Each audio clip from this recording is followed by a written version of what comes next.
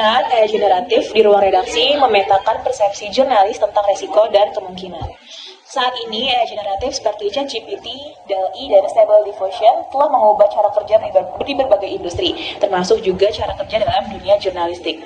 Meskipun AI telah digunakan dalam jurnalisme selama beberapa dekade, teknologi AI ini juga menghadirkan tantangan baru dalam produksi dan penyebaran informasi. Dengan semakin luasnya penggunaan AI dalam ruang redaksi, penting pula untuk kita memahami bagaimana jurnalis menggunakannya serta risiko apa juga manfaatnya. Jurnalisme komputasional adalah penggunaan AI, algoritma, dan otomatisasi dalam praktik jurnalistik. Nah, teknologi ini telah digunakan dalam berbagai tahap produksi berita, mulai dari pengumpulan informasi, produksi, verifikasi, hingga distribusi berita. Studi ini mengkaji bagaimana AI generatif dapat berkontribusi dalam setiap tahapan etika jurnalisme dan pengembangan praktik bertanggung jawab dengan AI generatif. Nah, meskipun AI membawa banyak manfaat dalam bidang jurnalistik, namun ada beberapa tantangan etis yang perlu dihadapi, seperti yang pertama, bias algoritmik, akurasi berita, dan transparansi editorial. Studi ini menggunakan kerangka etika jurnalisme untuk mengevaluasi implikasi AI dalam praktik jurnalistik. Selanjutnya adalah hasil penelitian dari penggunaan AI generatif dalam jurnalisme. Nah, setelah mewawancarai 15 jurnalis dari 3 media tradisional di Denmark dan Belanda, kami pun menganalisisnya menggunakan analisis tematik untuk mengidentifikasi pola utama dalam penggunaan AI generatif dan kami mendapatkan hasil jurnalis menggunakan AI generatif dalam berbagai tahap proses berita. Yang pertama yaitu pengumpulan berita. Jadi, pengumpulan konten otomatis di sini adalah AI mengumpulkan berita dari berbagai sumber secara otomatis. Lalu, analisis tren topik. AI dapat membantu mengidentifikasi topik yang sedang tren. Nah, yang ketiga, prediksi peristiwa berita.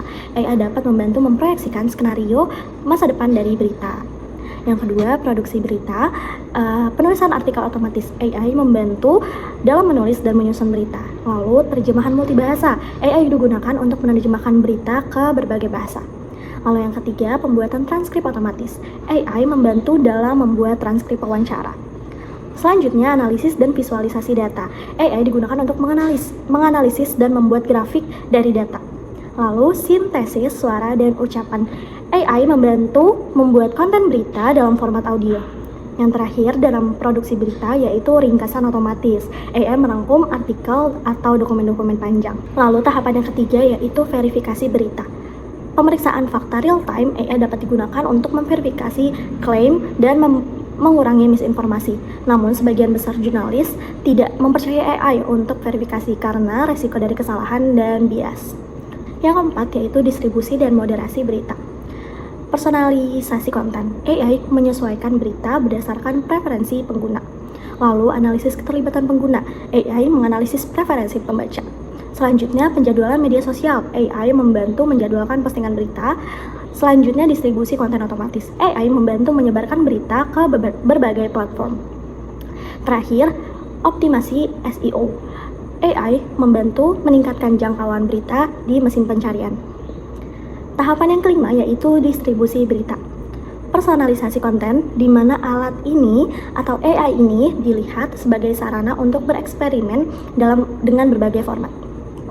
Selanjutnya, posting media sosial. Editor menyebutkan media sosial mereka menggunakannya untuk membuat 3 atau 4 teaser. Yang terakhir, distribusi konten otomatis.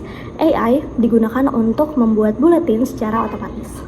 Nah, itu tadi tahapan-tahapan yang digunakan jurnalis. Selanjutnya adalah bahaya dan kemungkinan dari alat AI generatif.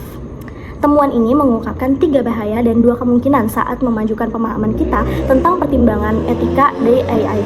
Yang pertama yaitu dari sisi bahaya. Nah, 1, kurangnya penilaian akan berita. 2, fakta bahwa alat-alat AI generatif menghasilkan halusinasi dan bias.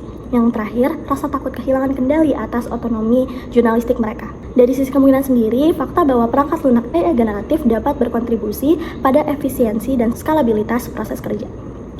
Dan yang kedua, munculnya jurnalisme modular dan personalisasi adalah kemungkinan lain untuk penggunaan alat-alat AI generatif. Nah, kalau tadi sudah bahaya dan kemungkinan, selanjutnya adalah syarat-syarat penggunaan AI tools generatif yang bertanggung jawab. Salah satu syarat utama yang paling sering disebutkan untuk penggunaan alat-alat AI generatif secara bertanggung jawab adalah penetapan pedoman yang komprehensif dan etis. Sebagaimana standar editorial mengatur praktik jurnalisme, responden menyatakan seperangkat prinsip yang dirancang khusus untuk intervensi AI dapat berfungsi sebagai landasan bagi penggunaan yang etis dan efektif. Nah, itu tadi hasil penelitian dari penggunaan AI generatif di ruang redaksi. Selanjutnya adalah diskusi. Studi ini mengevaluasi penggunaan AI tools generatif, bahaya, dan kemungkinannya, serta kondisi yang diperlukan untuk penerapannya secara bertanggung jawab di organisasi berita tradisional Belanda dan Denmark dengan mewawancarai sejumlah wartawan.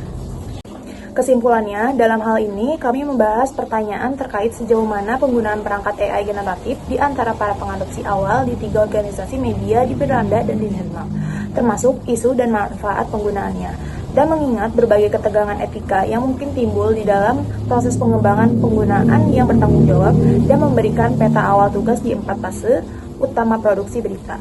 Selain itu, menguraikan berbagai tantangan seperti hilangnya penilaian editorial, lalu kemungkinan munculnya bias dan ketidakakuratan, dan ketakutan akan hilangnya otonomi jurnalistik serta beberapa manfaat.